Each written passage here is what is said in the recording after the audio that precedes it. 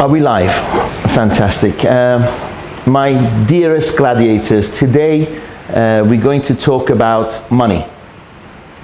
I was researching the internet and Oday's here listening to me because I feel a lot more comfortable talking to Oday and you at the same time.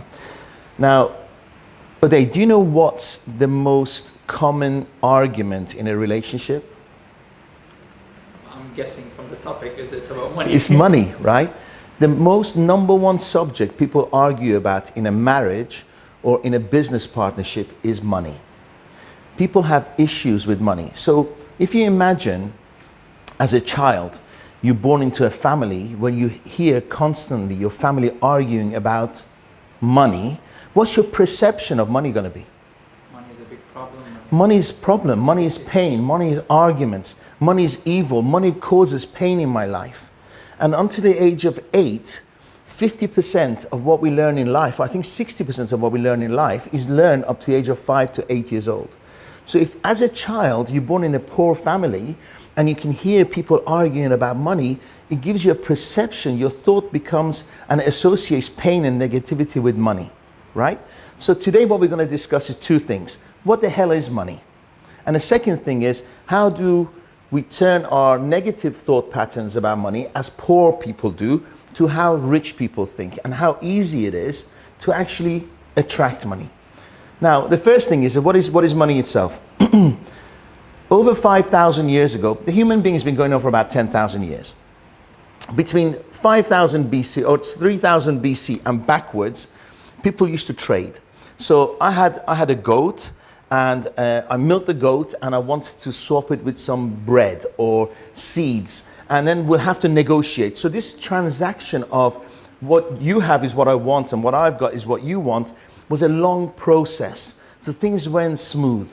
So human beings decided what they were going to do. They were going to use a currency which was gold or silver to exchange this hard bartering negotiation process. So the guy with the milk will value his milk, goat milk, to maybe a couple of lumps or stones or pebbles of gold, and the guy with the seeds will actually value it to such an extent. So what they'll do is they say, right, let's weigh up your gold and weigh up mine, and I'll give you so much milk that equivalent to that. Okay, so and the reason people chose gold or silver is because since the beginning of time there's been a stockpile of gold and silver, and for the rest of time there will be gold and silver. Money comes and goes. Cash, denominations, currencies like this come and go, but gold and silver always stay. So it's a stable currency to trade services. And then it became to around the Pharaoh's days, about 4,500 years ago. And what they decided to do, because again, they had to carry these weight machines and trade again. So what they decided to do was they actually print coins. And the coins were either gold coins or silver coins. Now, those days, the Romans printed their coins, the Egyptians printed their coins, the Greeks printed their coins, and the coins weighed the same, or approximately the same. So trade your gold coins or silver coins weighed the same. So it was a lot easier to make that transaction happen until around 67 AD. What was happening those days is that they realized, Caesars and rulers and pharaohs realized that they only had so much wealth, and to acquire more wealth they had to invade other countries, right? So I'll go there and rip the other country apart, take their food, take the resources and bring them and feed it to my country. So wars started happening, and professional soldiers became trained and armies developed. So when the pharaohs or the Greeks were sending out the army needed paying, right? So during the 60 to 90 AD, the Athenians, the Greeks, were fighting the Spartans, and they started sending the army to fight the Spartans. But this war was far longer than they were expecting. I think it was a 29 or 30-year war. So the Greeks started running out of gold, and the soldiers wanted more money, and they were being demoralized, not getting paid. So what the Greeks did was they started taxing the population.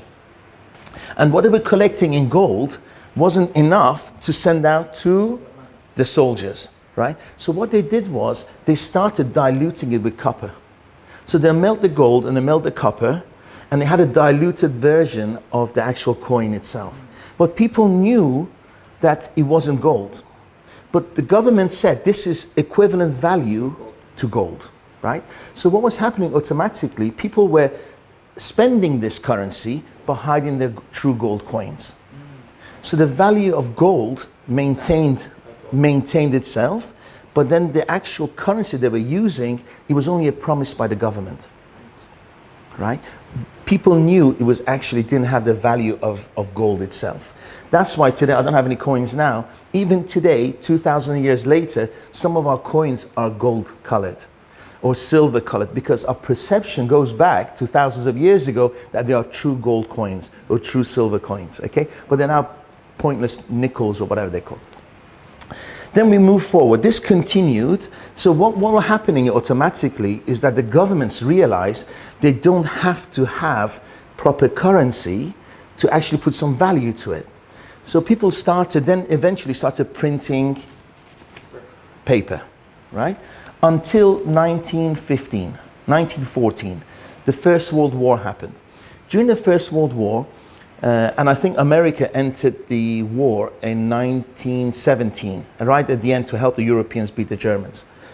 They needed raw material, the Europeans.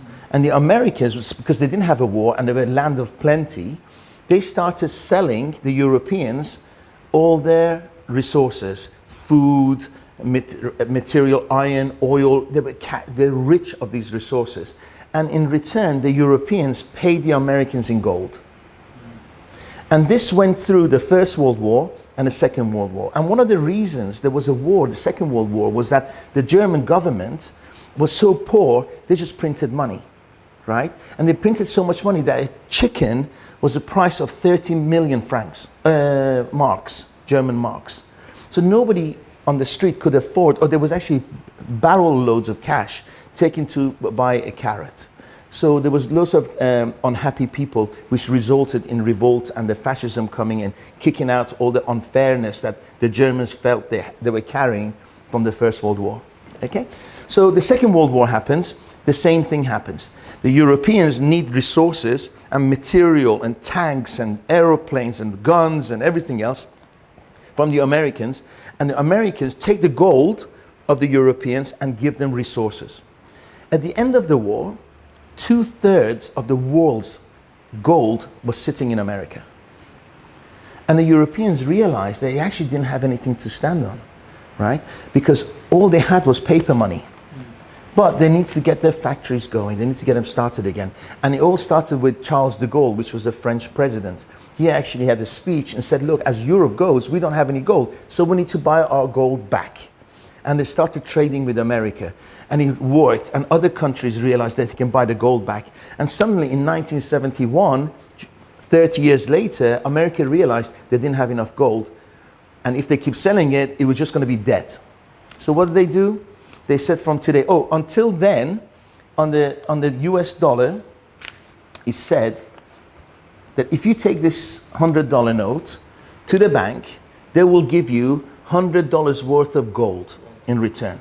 If every single person today takes this to the bank, there's not enough gold to cover it. So the valuation of this has just gone down, right? So basically we've just been sold a promise, okay?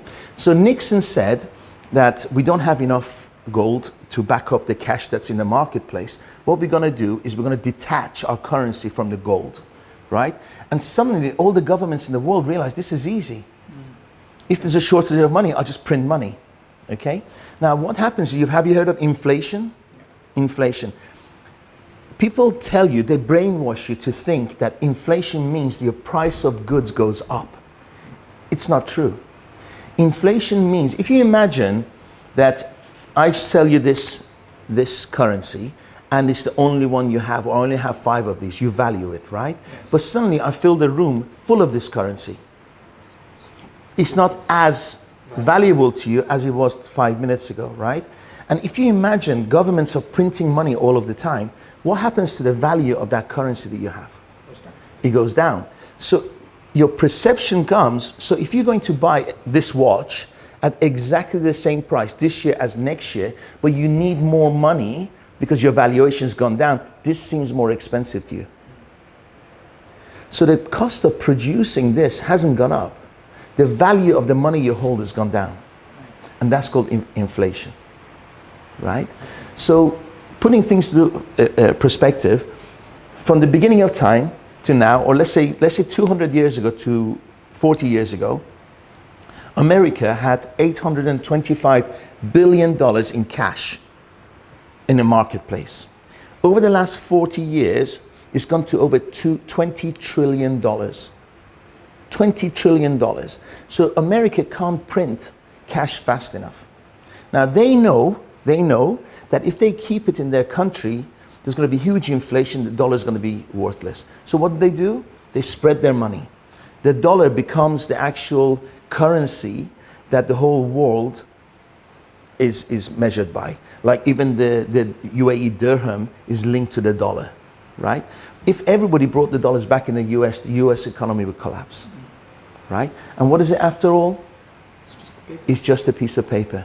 It's a promise, right? For some reason, poor people make this overly valued. They don't realize it's just a promise, okay? What is money? It's energy. It's energy. Poor people don't see money as energy. Okay, so the negative energy that they have creates negative thoughts about money, right? Because poor people have been brought up around parents who said, what do they say? Who do you think you are? We can't afford that. Rich people are evil people. Money doesn't grow on trees. What I've written it here, I just try not to entertain it as much as I can, right? It's actually called verbal conditioning, yeah? Do you think I'm a bank? Yeah. Do you think I'm a bank? Money slips through my fingers. I can't keep money. Rich people are screwing the poor people. That's a good one, especially now with the coronavirus. There's a huge amount of people saying that this is the rich people's conspiracy to screw the poor, right? Is that a rich mentality or a poor mentality? It's a poor mentality, right? Here's the thing. Poor people blame others for their failures. So now we want to know what is money, okay? Money to me is energy. Money gives you freedom, right? So if you're a good person and you have more money, you can do a lot more things with it, right? And if you actually decide that you're in control of what happens to that freedom, you can shape things. Poor people, do you know what they think? They think, I deserve more money. What's the universe going to give me? The damn government is not good. The coronavirus is the problem. Yes? Oh, I'm black, or I'm a woman, I'm a foreigner. They blame external things for their own failures. Rich people see opportunity. Rich people think, I can change this. Where is the opportunity behind this? Yes, I'm a bold Iranian guy in an Arab country where they're at war with each other. Right? Did it stop me? No, because I don't entertain negativity. I just thought, what an opportunity to be unique in a crowded marketplace, right? So it's a rich mentality that drives the people forward towards wealth, okay? So people have poor mentality and wealthy mentality. Look at the way your friends spend their time. Look at the way they spend, when they actually have home time, do they invest in reading a book? Do they invest in putting an action plan to have a sideline business that's going to earn extra income? Or do they sit at home eating their fish and chips on social media, posting bullshit about what's going on, reading bullshit about things that they can't change, complaining about the universe, talking about Boeing stock that they don't carry, they don't have. The stock market in Philippines is dropped, or the death count in Uganda. It makes no difference to them. That's poor people's mentality. And they complain about things and they get depressed about things that makes no difference to their lives. Rich people don't waste time. Rich people hang out with rich people. Rich people hang out with people who see opportunity. People, they have a filter in their head, the rich people. It's called a bullshit filter. When it's bullshit, when it's negativity, the filter knocks out that thought. They don't have, I sell my time mentality. The wealth mentality is that how can I fix it? How can I improve it? How can I bring a tablet? How can I bring an aspirin to a marketplace with a headache? How can I bring water to thirsty people? How can I feed hungry people? They don't blame, they take responsibility. Right? So here's the thing, money is friggin' energy. It's not worth anything. Look at your own patterns. Look at what your conditioning, your verbal conditioning from your childhood was. Because 99% of us are either from a poor background or from a middle class background. Our parents and our grandparents sold their time. It's not their fault, right? They are more driven by fear. They're more driven by fear of change. But we live in a world that information is at our fingertips. We can learn anything from any guru in seconds by Googling it, right? So start changing your mindsets about money. Money is nothing, it's a frigging piece of paper. Money gives you choices. If you're a bad person, you do bad things with money. If you're a good person, you do great things with money, right? And it takes practice. I'm 50, in my 50s, you're in your 20s. It's taking you 20 years to get to this situation. It's gonna take you a bit of time to get out of that situation, new habits. So don't expect change quickly. Don't think that your boss is in charge of your wealth. You decide that you're gonna bring value on the table and your boss will pay you, me included, to my employees who are watching. You wanna earn more money? Bring more value on the table and I pay you because I can't afford to lose you, right? That's what money is. You have a question? I hope you enjoyed it, right?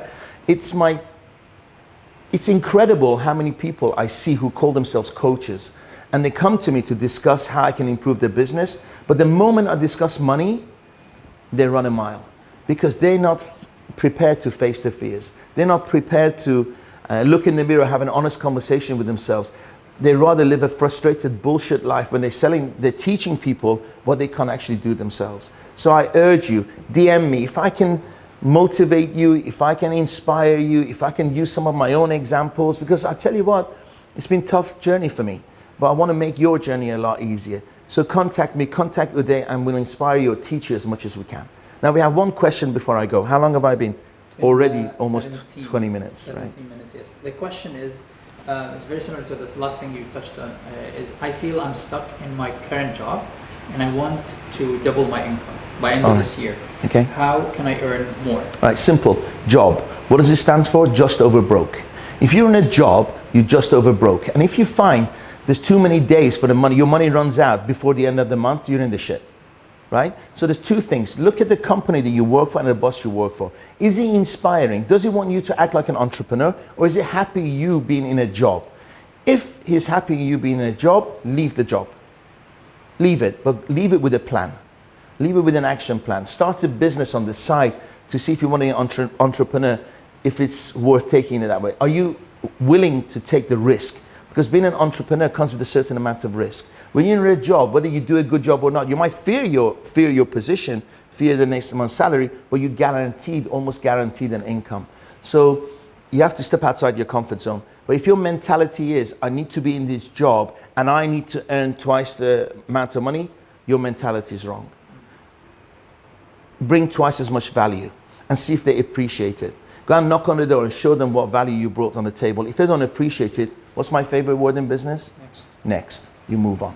So guys, I love you. I'm going to disappear live for a while because we're really, really busy, but I'm going to post loads of things as posts and not live events. So gladiators, I honor you. Make shitloads of money. Money is energy. It's nothing but a piece of paper. So don't make a big deal of it. Don't make a bigger deal than it really is. Love you lots. Bye.